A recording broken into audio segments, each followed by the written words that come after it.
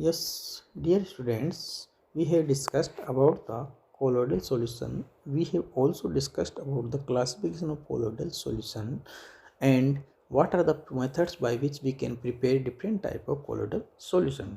Today, we will discuss about the purification of colloidal solution. Before starting of the topic, first of all, we should know that when a colloidal solution prepared, then different type of impurities may be present. Such type of impurities are present in the form of electrolyte or any other impurities. So, if there are such type of electrolyte present in it, they are responsible for the coagulation of the colloidal solution. कहने का मतलब ये है कि यदि किसी colloidal solution में अगर कोई इलेक्ट्रोलाइट प्रेजेंट हो तो वो इलेक्ट्रोलाइट कोलोइडल पार्टिकल्स को कोएगुलेशन में यानी कि प्रेसिपिटेट में कन्वर्ट कर सकता है।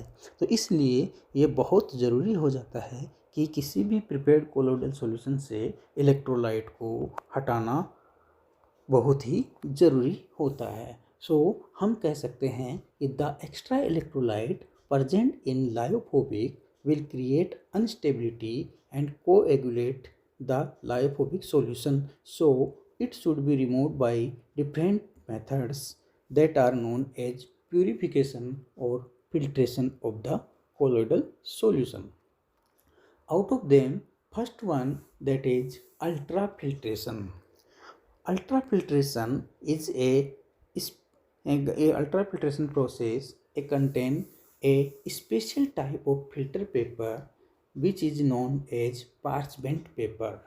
It means such type of parchment paper always contain a definite size pores through which only electrolyte particles may pass through them, not colloid particles pass. So we can say these filter papers are made of particular pore size by impregnating with colloidal solution and subsequently hardened by soaking in formaldehyde colloidians.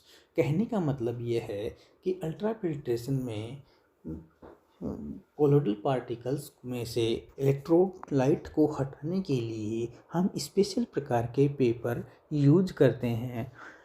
उन paper के अंदर जो pores होते हैं वो pores केवल और केवल इलेक्ट्रोलाइट को अपने में से पार होने देते हैं और कोलोइडल पार्टिकल्स को अपने में से पार होने नहीं देते हैं। अर्थात हम ये कह सकते हैं जब किसी प्रिपेयर्ड कोलोइडल सॉल्यूशन को किसी पार्चमेंट पेपर में डालते हैं और उसको यदि पानी में डुबो देते हैं तो केवल और केवल कोलोइडल सॉल्यूशन से जो इलेक्ट्रोलाइट प्रेजेंट है वो इलेक्ट्रोलाइट पानी में आ जाते हैं और प्योर कोलोइडल सॉल्यूशन उस पार्चमेंट फिल्टर पेपर के जो बैग की तरह होता है उसके अंदर प्रेजेंट रहते हैं। तो हम ये कह सकते हैं कि ultrafiltration is done by the parchment paper which has the special type of pores through which only electrolytes may pass and not colloidal particles. So we can say that if such type of bag are there, it means parchment paper are there, then these paper are hardened. It means इनको कठोर किया जाता है formaldehyde के द्वारा, यानी formaldehyde में पहले इसको डुबाया जाता है, उसके बाद इसको ये थोड़ा कठोर हो जाता है जिसके कारण से उसमें से केवल इलेक्ट्रोलाइट के पार्टिकल्स ही आ सकते हैं। तो ये पहला पॉइंट हुआ अपना अल्ट्राफिल्ट्रेशन का। इसके बाद आता है डायलिसिस और इलेक्ट्रोडायलिसिस। सबसे पहले डायलिसिस होता क्या है वो देखिएगा। A process of removing a dissolved substance from a colloidal solution by mean diffusion through suitable membrane. You know, when कोई भी डायलिसिस मेम्ब्रेन होती है जिसमें कोलोइडल पार्टिकल्स को डाल दिया जाता है और जब कोलोइडल पार्टिकल्स को डालते हैं तो उसमें जो इम्प्योरिटी होती है वो उस डायलिसिस मेम्ब्रेन के थ्रू बाहर आ जाती है। आप इस डायग्राम में देख सकते हैं कि एक डायलाइजिंग मेम्ब्रेन में जब किसी कोलोइडल को डाला जाता है या सोल पार्टिकल्स को डाला जाता है और उसमें जो इम्प्योरिटीज होती है वो सारी इम्प्योरिटीज इस डायलिसिंग मेम्ब्रेन के थ्रू बाहर जो पानी है उसमें आ जाता है। अर्थात हम कह सकते हैं इस डायलाइजिंग मेम्ब्रेन से में केवल और केवल कोलोइडल सॉल्यूशन रहता है जो कि इम्प्योरिटी जो है वो सारी आउटसाइड में आ जाती है।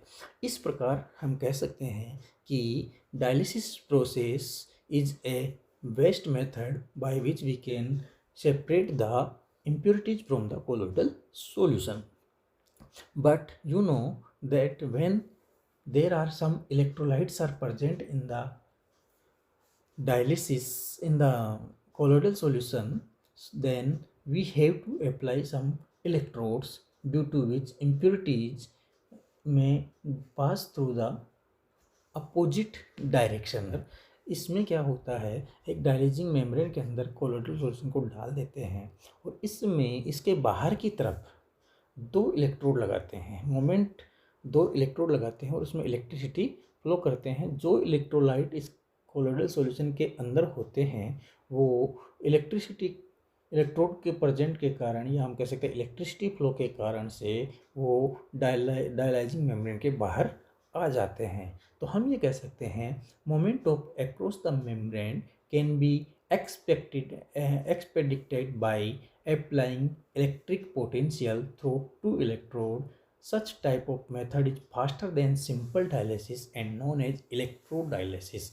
तो कहने का मतलब ये है कि यदि मान लीजिए आप डायलिसिस प्रोसेस कर रहे हो तो दो इलेक्ट्रोड इस पानी में यानी वाटर जहाँ है वहाँ लगा दीजिए। उसमें क्या होता है, जैसे ही आप इलेक्ट्रिसिटी फ्लो करते हैं जो इलेक्ट्रोलाइट कोलोइडल सॉल्यूशन में प्रेजेंट है वो इलेक्ट्रोलाइट पार्चमेंट पेपर के थ्रू अपोजिट इलेक्ट्रोड की तरफ चला जाता है और कोलोइडल सॉल्यूशन जो कि पार्चमेंट पेपर के अंदर रहता है वो बिल्कुल वहीं का वहीं रह जाता है। इलेक्ट्रोलाइट या इम्प्योरिटीज बाहर की तरफ आ जाती है। इस प्रकार इलेक्ट्रोड के प्रेजेंस में डायलिसिस प्रोसेस जो किया जाता है उसे हम इलेक्ट्रोडायलिसिस कहते हैं। इसके बाद हम देखते हैं तीसरा मेथड जो आता है अल्ट्रा सेंट्रीफ्यूगेशन।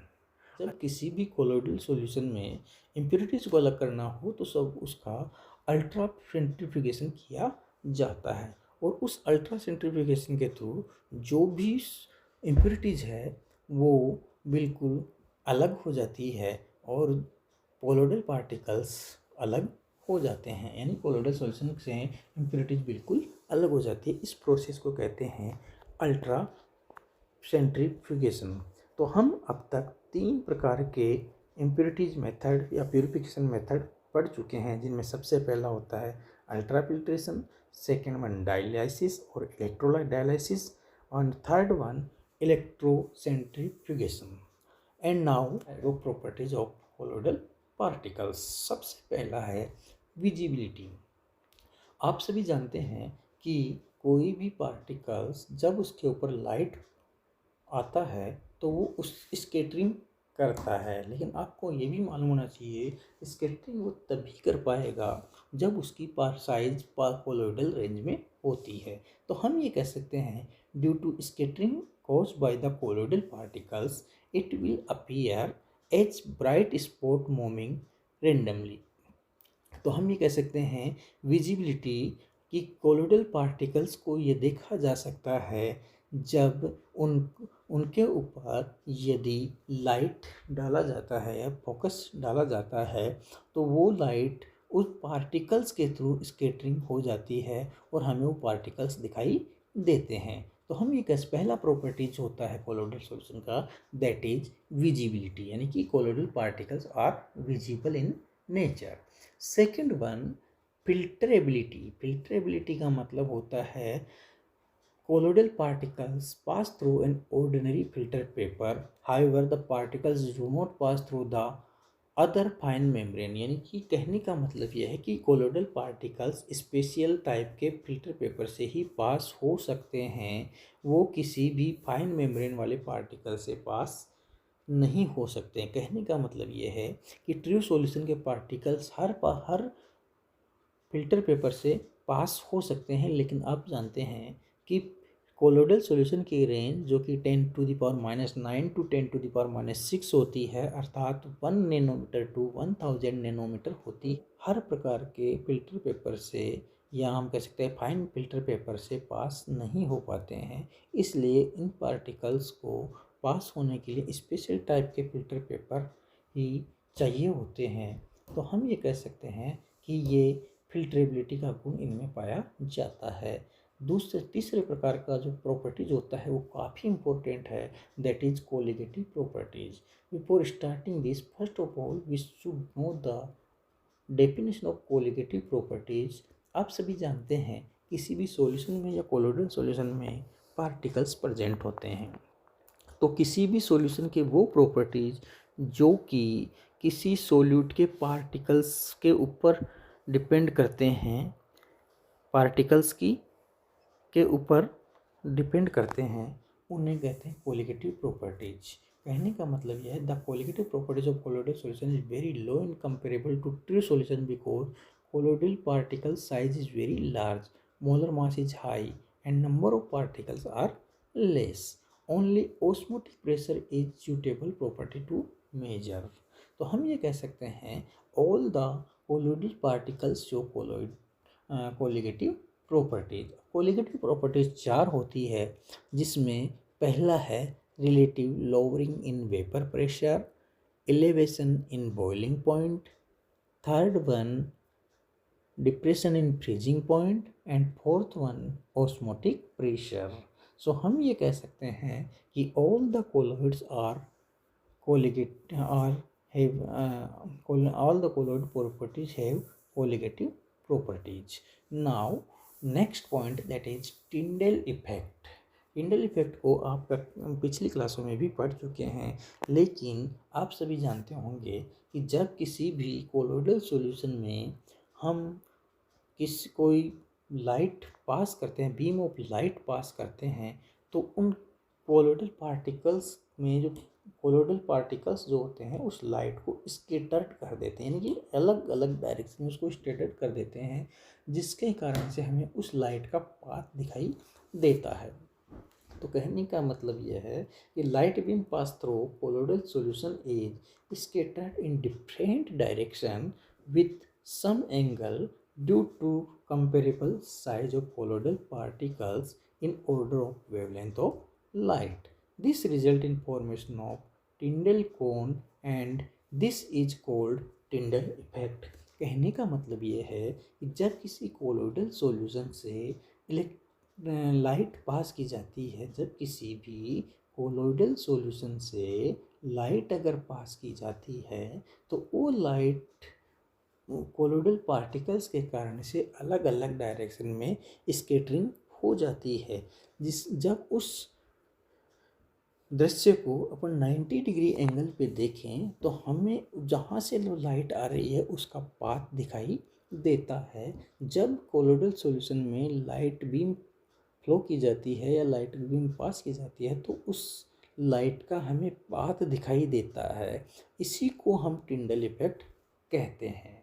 तो कहने का मतलब है, ये बहुत ही इम्पोर्टेंट एग्जाम के पॉइंट ऑफ व्यू से है कि जब किसी भी कोलोइडल पार्टिकल से हम यदि लाइट फ्लो करते हैं तो हमें स्कैटरिंग देखने को मिलती है, अर्थात वो पार्टिकल जो कि कोलोइडल सॉल्यूशन में है वो उस लाइट को डिफरेंट डायरेक्शन में क्या कर देते हैं, मूव कर देते हैं, जिसके कारण से स्कैटरिंग ऑफ लाइट होता है और हमें उस लाइट का पाथ दिखाई देता है। जब किसी कोलोइडल सॉल्यूशन में लाइट को पास करने पर हमें उस लाइट का पाथ दिखाई दे, तो हम ये कह सकते हैं कि टिंडल इफेक्ट हो रहा है, यानी टिंडल इफेक्ट शो हो रहा है।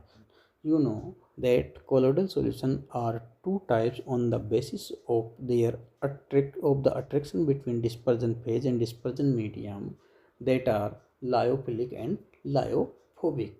You know, lyophilic and lyophobic solutions, when beam of light is passed, then we can see that lyophilic colloidal salt do not show Tyndall effect. However, lyophobic colloids may show the Tyndall effect. Why it is so? Now we can say that lyophilic do not show Tyndall effect property because close, whereas lyophilic refractive index is large. तो हम ये कह सकते हैं कि lyophilic solutions में जो refractive index particles का होता है वो काफ़ी लार्ज होता है, जबकि लायोफोबिक में यह बहुत ही कम होता है, यानी कि हम कह सकते हैं लगभग समान होता है। तो हम कह सकते हैं कि लायोफोबिक में टिंडल इफेक्ट आसानी से ऑब्जर्व होता है, जबकि लायोफिलिक में टिंडल इफेक्ट आसानी से ऑब्जर्व नहीं होता है।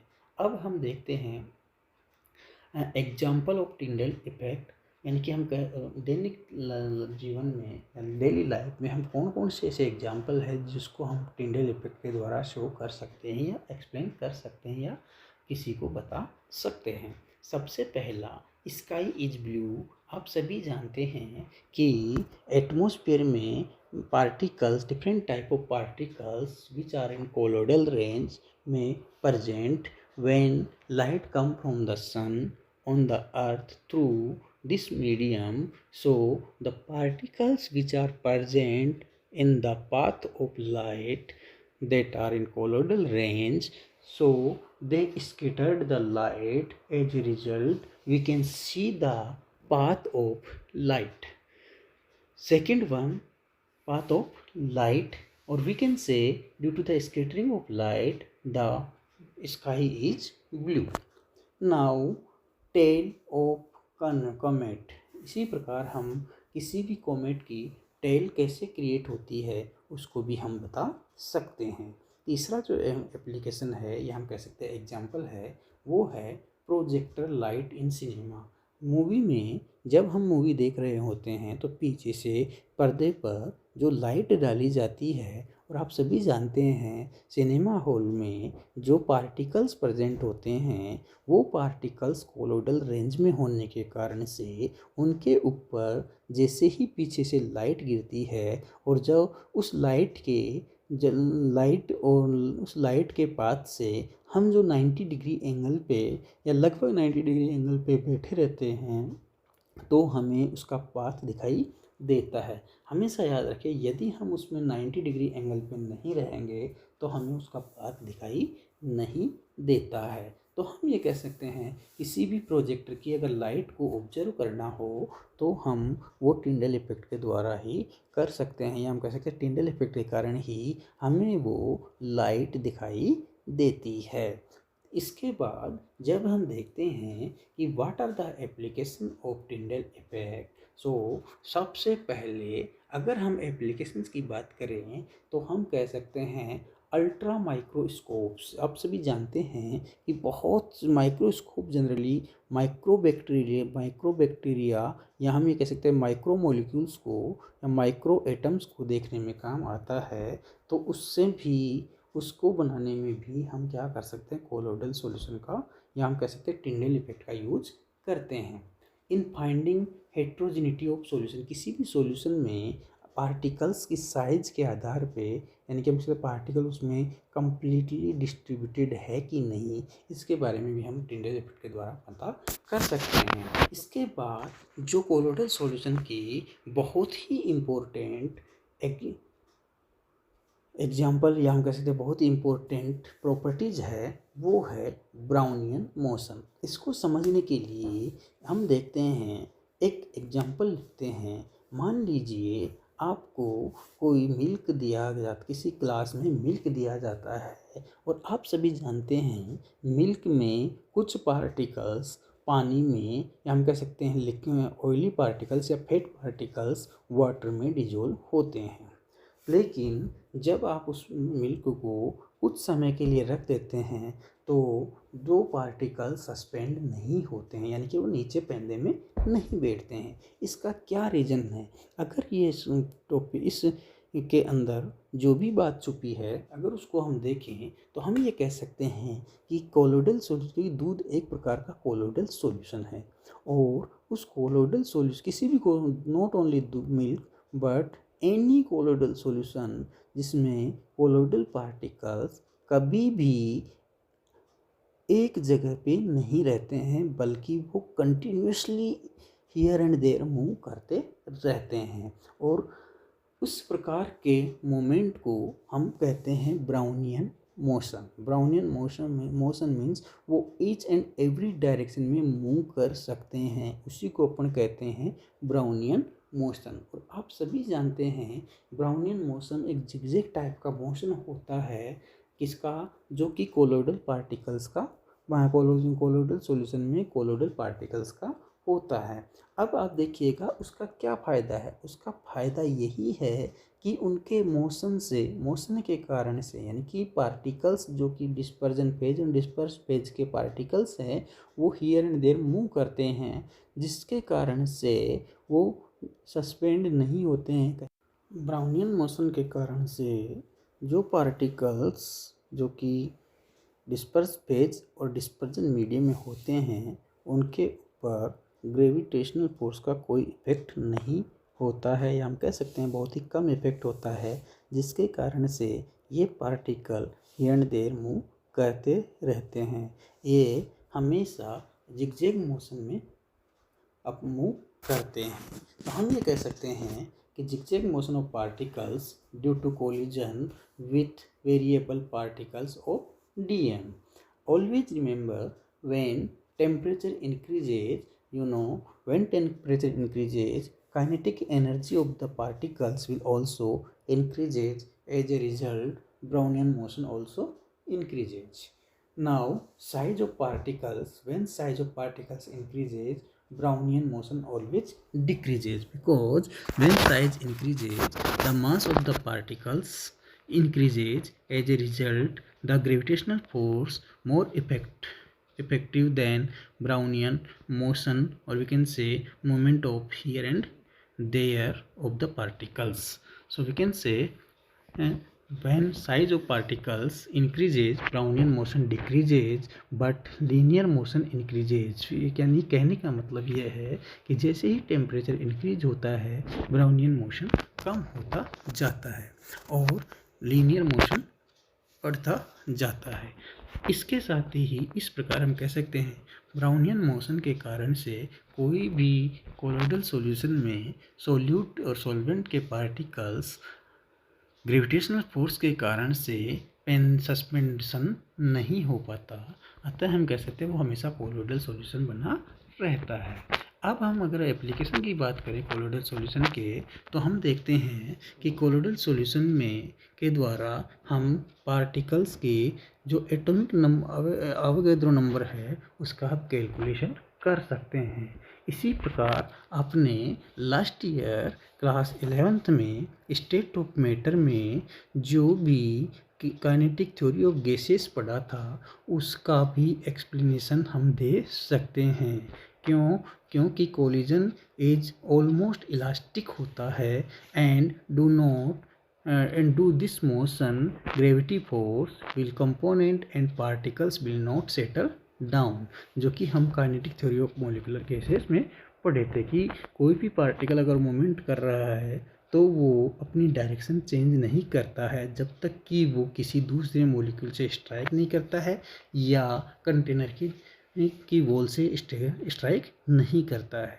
तो हम कह सकते हैं due to Brownian motion the colloidal particles stability always या colloidal solution stability always increases. Now third point, that is electrophoresis.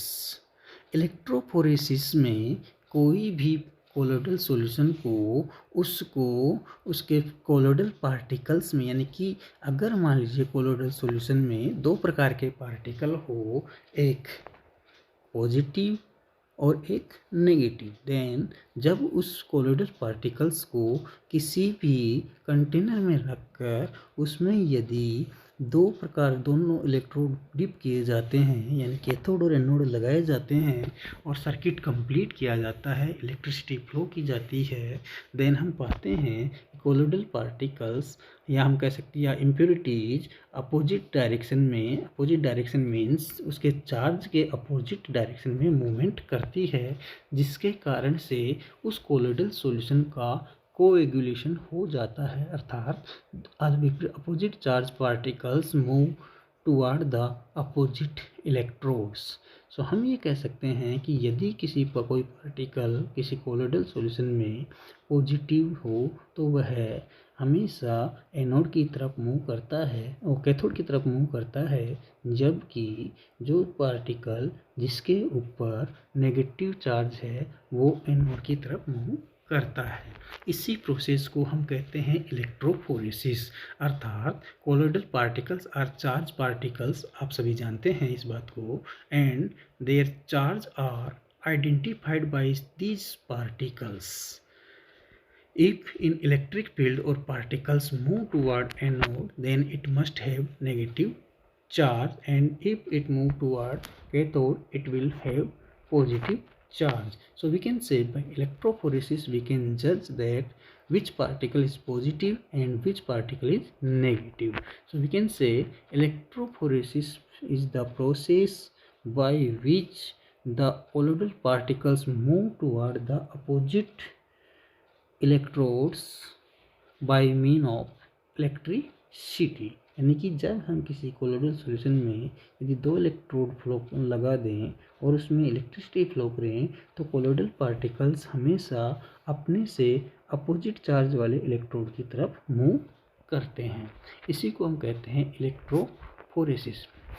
Now इलेक्ट्रोओस्मोसिस, आप सभी जानते हैं जब SPM यानी सेमी परमिएबल मेम्ब्रेन यूज की जाती है, the moment of colloidal particles will hindered end moment of disperse medium is started.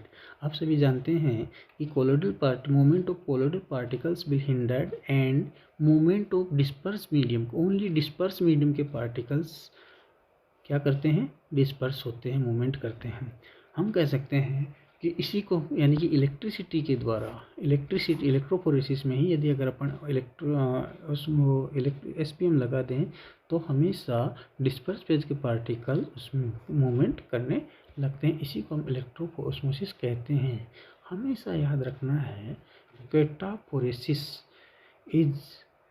It was the old name of electrophoresis. Electrophoresis का ओल्ड नेम कैटाफोरेसिस होता है। नेक्स्ट पॉइंट अपना आता है coagulation, precipitation और फ्लोक्यूलेशन। कोएगुलेशन, प्रेसिपिटेशन और flocculation तीनों एक ही बात होती है। यदि हम कह सकते हैं कि जब कोलोइडल पार्टिकल्स अपोजिट पार्टिकल्स की तरफ, या हम कह सकते हैं कोलोइडल पार्टिकल्स अलग अलग होते हैं, या कोलोइडल पार्टिकल्स या डिस्पर्स फेज के पार्टिकल्स जो होते हैं वो यदि पास पास आकर के एकत्रित होने अपनी साइज में वृद्धि करते हैं, साइज एनलार्ज करते हैं, जिसके फलस्वरूप उनकी जो रेंज होती है वो कोलोइडल पार्टिकल रेंज यानी कि 1 नैनोमीटर टू 1000 नैनोमीटर नहीं होती है। उस प्रोसेस को हम कहते हैं कोएगुलेशन। इसको समझने के लिए इसमें देखिएगा, if by some means the charge of colloidal particles are removed और neutralise, they get attached toward each other by van der Waals force and get settled down. This process of precipitation is called coagulation। कहने का मतलब है यदि किसी particular colloidal particles के ऊपर यदि चार्ज है और उस चार्ज को अगर हम किसी भी तरह से न्यूट्रलाइज कर दें तो जो पार्टिकल्स होते हैं या न्यूट्रल पार्टिकल्स होते हैं उनमें वान डर वाल फोर्स ऑफ अट्रैक्शन के कारण से वो पास पास आ जाते हैं और अपनी साइज में इंक्रीमेंट कर लेते हैं, जिसके कारण से उसमें सस्पेंशन का प्रॉपर्टीज आ जाता है, अर्थात उनकी साइज बड़ी होने से जो कोलोइडल पार्टिकल्स में जो हियर एंड देयर मूव करते थे वो सारे के सारे सेटल डाउन हो जाते हैं। इसी प्रेसिपिटेशन को हम कह सकते हैं कोएगुलेशन। तो हम ये कह सकते हैं the charge of colloidal particles are removed और neutralised, they get attracted toward each other by van der Waals force of attraction and get settled down. This process of precipitation is called coagulation. इसमें you can see that when two or more particles neutralize, they come toward each other and the size of them will increase. As a result, they will settle down in the bottom of the container. So we can say this precipitation formation is known as coagulation. Now coagulation methods are: first one, boiling. It means temperature increases, desorption also increases. Now excessive coding से भी क्या होता है, coagulation होता है। Mutual coagulation यानी कि if ferric hydroxide जो कि पॉजिटिव सोल है उसको अगर किसी नेगेटिव सोल ऑर्सेनिक सल्फाइड में डाल दिया जाए तो म्यूचुअली कोएगुलेशन यानी कि वो अपने एक दूसरे के आयन को क्या कर देता है, एक दूसरे के चार्ज को न्यूट्रलाइज कर देता है, जिसके कारण से कोएगुलेशन ऑफ द सोल हो जाता है, या हम कह सकते हैं म्यूचुअल कोएगुलेशन हो सकता है। इसी प्रकार तीसरा आता है इलेक्ट्रोफोरेसिस, जो कि हम इसको पढ़ चुके हैं। इसमें भी पार्टिकल्स अपोजिट चार्ज की तरफ मूव करते हैं, अपोजिट इलेक्ट्रोड की तरफ मूव करते हैं, जिसके कारण से कोएगुलेशन हो जाता है। Next one, dialysis for long dialysis. अगर ज़्यादा देर तक, वैसे तो डायलिसिस में कोलोइडल सॉल्यूशन को प्योर करने का तरीका है, लेकिन अगर इसको ज़्यादा क्वांटिटी में करें, ज़्यादा देर तक करें, तो इसमें भी जो पार्टिकल्स दूर दूर होते हैं या कोलोइडल रेंज में होते हैं वो पास आकर के या one double force of attraction के द्वारा पास आ जाते हैं, जिसके कारण से उनमें क्या हो जाता है, कोएगुलेशन हो जाता है। इसी प्रकार बाय एडिंग ऑफ इलेक्ट्रोलाइट, जब कोई कोलोइडल सॉल्यूशन जिसमें कि हम कोई ऐसा इलेक्ट्रोलाइट डाल दें जो कि अपोजिट चार्ज वाला हो, या हम कोई भी ऐसा इलेक्ट्रोड डाल दें जिसके कारण से उसका कोएगुलेशन या प्रेसिपिटेट बन जाए, उससे भी हम कोएगुलेशन करा सकते हैं। इसका एक एग्जांपल है alum added in dirty water. आप सभी जानते हैं कि जब किसी डर्टी वाटर में एलम या फिटकरी डालते हैं तो क्ले पार्टिकल सारे के सारे नीचे बैठ जाते हैं। ऐसा क्यों होता है? क्योंकि जो एल्यूमिनियम में जो एल्यूमिनियम आयन होता है वो क्या करता है, जो क्ले पार्टिकल होता है उसको न्यूट्रलाइज कर देता है, जिसके कारण से सारे के सारे क्ले पार्टिकल बॉटम में सेटल डाउन हो जाते हैं। तो हम ये कह सकते हैं there are different type of methods by which we can do the colloidal solution into precipitation. Yeah, we can convert the colloidal solution into coagulation. Number 1, boiling, excessive cooling, mutual coagulation, electrophoresis, dialysis जो कि ज़्यादा time पे करने पे होता है। By addition of electrolyte, किसी भी इलेक्ट्रोलाइट को अगर ऐड करते हैं किसी कोलोइडल सॉल्यूशन में तो भी उसका कोएगुलेशन हो जाता है। और इसका एग्जांपल जो आपको दिया है दैट इज पोटास एलम, यानी कि हम कह सकते हैं फिटकरी में जब किसी कोलोइडल सॉल्यूशन में जिसमें कि रेत प्रेजेंट हो उसमें डाला जाता है तो रेत को क्या करता है फिटकरी, उसको न्यूट्रलाइज करते हैं, जिसके अंदर सारी की सारी रेत पेंदे में डिपॉजिट हो जाती है। अर्थात हम कह सकते हैं वो कभी भी ऊपर नहीं आएगी और अर्थात वो कोलोइडल सॉल्यूशन नहीं रहे।